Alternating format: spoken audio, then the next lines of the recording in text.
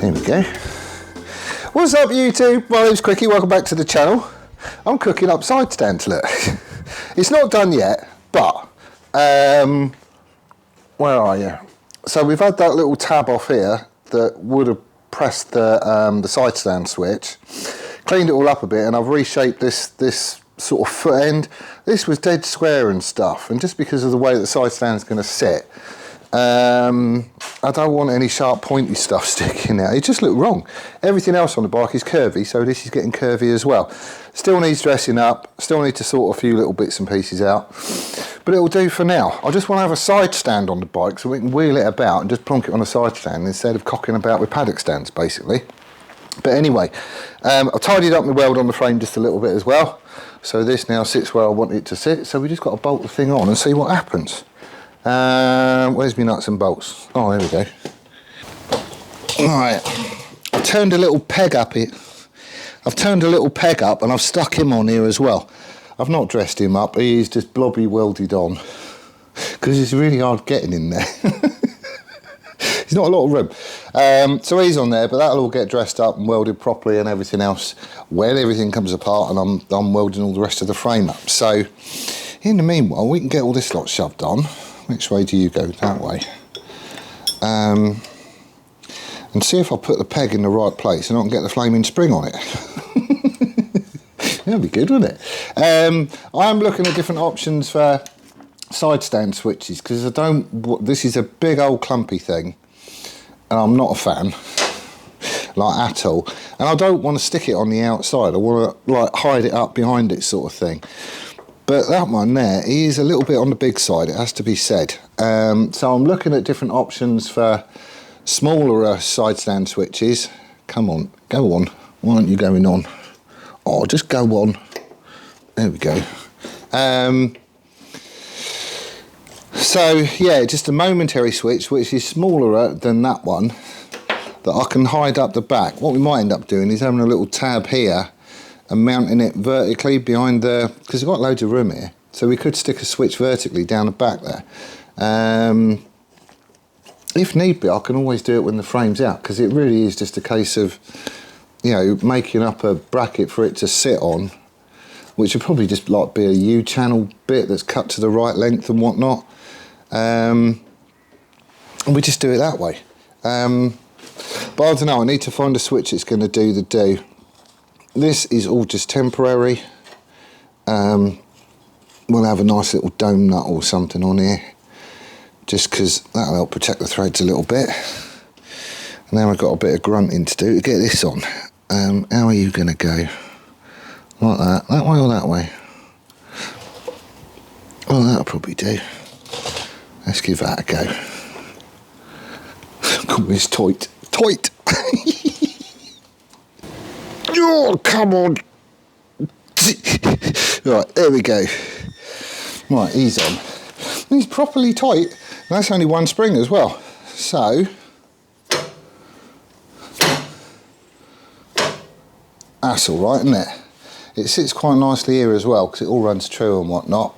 It's not in the way of the gear shift at all, which is fun. That was part of the reason why I wanted to round that corner out, because it just stuck out and it's a pointy bit. Right where your toe would be. But that'll do. That'll be all right.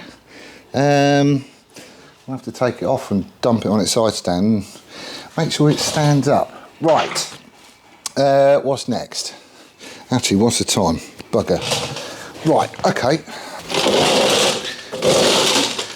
Right, I know you've only just got here, but I need to go. It's like It's 12:33, look.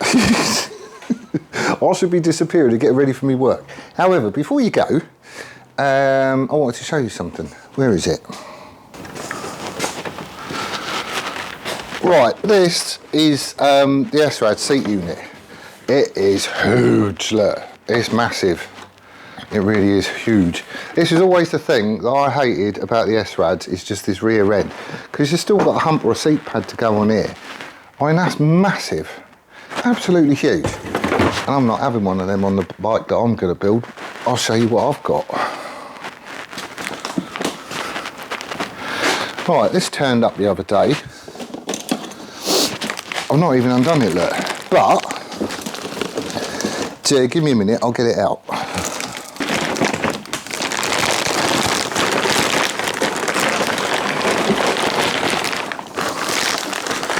Right, how much nicer does that look? Eh? How much nicer is that? This is just a sneaky peek into the next project, but instead of having hoofing great thing like that, yeah, I mean, this is a lot skinnier, sort of widthways and stuff as well, but you look at it that way, that's way nicer, isn't it? This is off a Honda RS250. I really like the shape of this. I really like the shape of this tail unit, and I could probably have a go with the seat that I've got. I don't know, will it fit? Right, so that's the S-Rad seat, and it's not a million miles off, look. Not a million miles off. We'll obviously have to cut it up a bit, but then everything in here gets cut up, so that's all fine. But this is the sort of route that I'm thinking of going. I saw this on Fleabay and it was dirt cheap, like so cheap you couldn't pass it up sort of stuff. It is a race one, which suits me fine, because of the plans I've got for the bike, but I just thought I'd share it with you and give you an idea as to what's coming on the next one. So imagine that on the back of an S-Rad 650 and a few other nice little bits and pieces that I've got, well, hopefully I'll be able to get at some point. And I reckon it'll be a killer bike, and that's going to be my daily / test bed / track day bike. So, but I just wanted to show you sort of, you know, if I find stuff like this and think, oh yeah, that'll do, then I'm having it. Didn't come out the ASBO fund or anything else. It's just something I saw that I really wanted, so I got it. Right, so seat hump is probably going to be the next thing, I think. So that means we've got to go digging under there and get Sherman out again. My homemade English wheel, he's brilliant. I haven't seen him in ages actually. But I want to get a seat hump sorted out just so I can, you know, get everything in situ, because I can't do the seat pan until I've got the seat hump in place. And you know, we've sorted out fixings and various other bits and pieces. Something I am worried about is the number plate board. Have I got a number plate?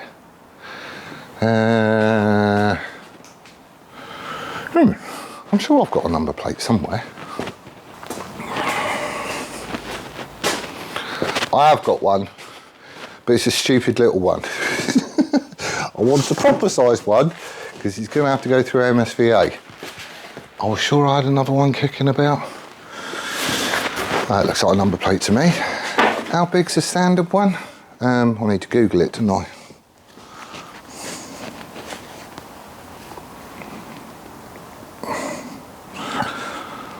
Standard motorcycle number plate size. That'll do. 9 inches by 7 inches. 9 inches by 7 inches. Really?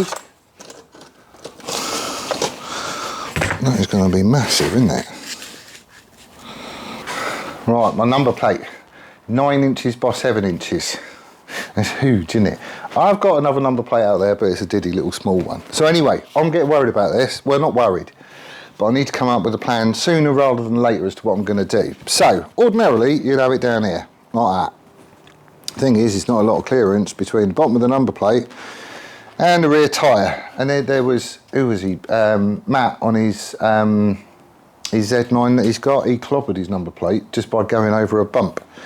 He properly clobbered it as well, and that was on a stock bike, which I'm sure has got a little bit more clearance than that. I've got a number of options, but tell me what you think as we go through them. I don't really mind what I make, but it's got to suit the look of the bike. It's just got to, right? I haven't done all this just to cock it up with putting that in a stupid place. So, talking of stupid places, I could do a side mount, which would look horrible, and it's not in keeping with the bike at all, I don't think.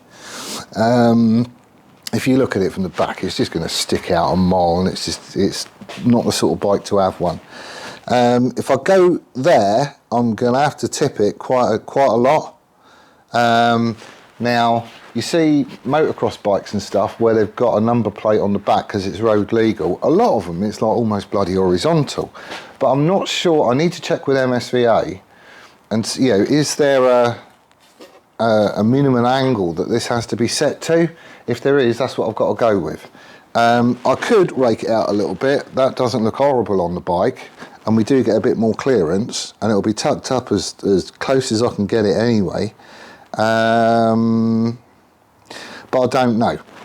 The other option I've got is I could shove it in here like that, which is dead minimal. You can't really see it from the sides, which I quite like. It would keep a lot of crap off the reservoir for the shock and that sort of stuff, and stop gubbins coming up here, obviously where we've got pod filters. So there are good points to having it there, and you can see it from the back. The only downside is all the crap off the back wheel is just going to get thrown onto it, so you're just going to be constantly cleaning the bugger.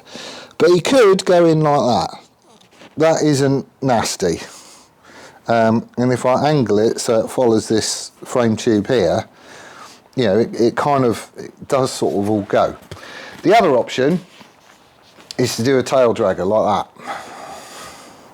So we'd have something that comes off the swing arm to brace it on either side.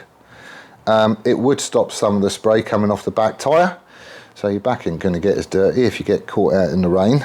But again, I'm not really sure if that suits the look of the bike. If I did that, I'd do it out of alley anyway. It's just I'm not really sure, you know, and I've got strong sort of mounting points down here, and we could incorporate sort of like a tail end chain guard, because obviously where you lube your chain up, it's when it goes around the corner, that's when it flicks off. It's not so much when it's on the straight. Here we've got a cover, but we haven't got anything on the back. So I could incorporate something there as well. But this needs a little bit of thinking about, and I can't make my mind up. So, if anybody's got any opinions, oh hello, I'll be back. That's Sam asking if I want some cooked chicken for dinner. So yeah, I'm not really sure on this one. Not really sure. But if you do have, you know, an opinion as to does it look better, does it not look better, whatever. Actually, I'll go around this side so you can see. Let me know in the comments. So option A is up here at a jaunty angle, something like that. Option B is a side mount. And if anybody says go with a side mount, you're going to get banned. Option C is down here like that,